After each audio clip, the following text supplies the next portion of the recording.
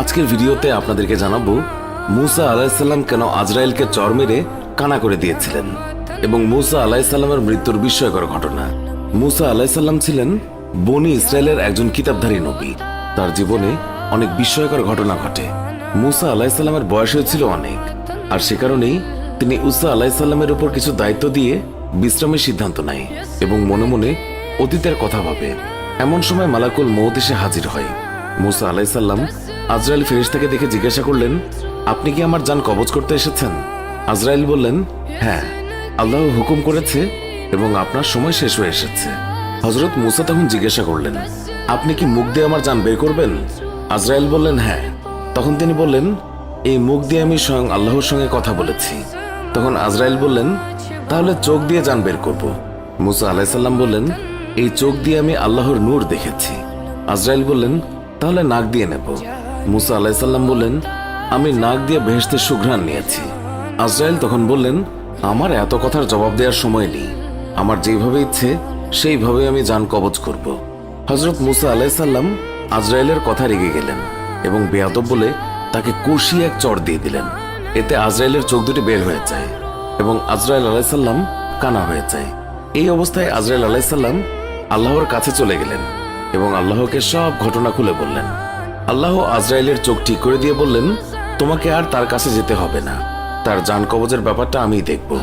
কয়েকদিন পর আল্লাহ ওহী মারফত মুসা আলাইহিসসালামকে বললেন, হ্যাঁ মুসা, তুমি যদি একটি মেষের পশমের সংখ্যা পরিমাণ হায়াতের জন্য আরজি করো, আমি তোমাকে তত বছর হায়াত বাড়িয়ে দেব। তুমি যত বছর বাঁচতে চাও, আমি তোমাকে তত বছর বাঁচিয়ে রাখবো। হযরত মুসা আলাইহিসসালাম এই কথা শুনে আল্লাহকে জিজ্ঞাসা করলেন, তারপরে কি আমাকে মৃত্যুবরণ করতে হবে? আল্লাহ বললেন, প্রত্যেক মানুষকেই একদিন মৃত্যুবরণ করতে হবে, এমনকি একসময় তোমাকেও তাই করতে হবে।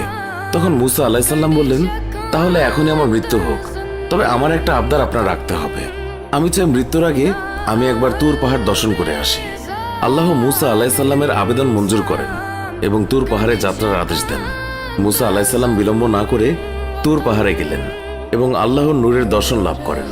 আল্লাহর সাথে কিছু কথোপকথন হওয়ার পর আল্লাহ সেখান থেকে বিদায় নেন। মুসা আলাইহিসসালাম তুর পাহাড় থেকে ফেরার পথে দেখলেন 7 জন লোক একটি কবর খনন করছেন। মুসা তখন জিজ্ঞাসা করলেন, এই নির্জন এলাকায় কার কবর খনন করছো? তারা বলেন, আপনার মতো একজন ব্যক্তির। আপনি চাইলে আমাদের সাথে এই সওয়াবের কাজে অংশগ্রহণ করতে পারেন। মুসা আলাইহিসসালাম কিছুক্ষণ কাজ করার পর সেখান থেকে একজন বলে উঠল, হে নবী, আমরা যার জন্য কবর খনন করেছি তার আকৃতি ঠিক আপনার মতো।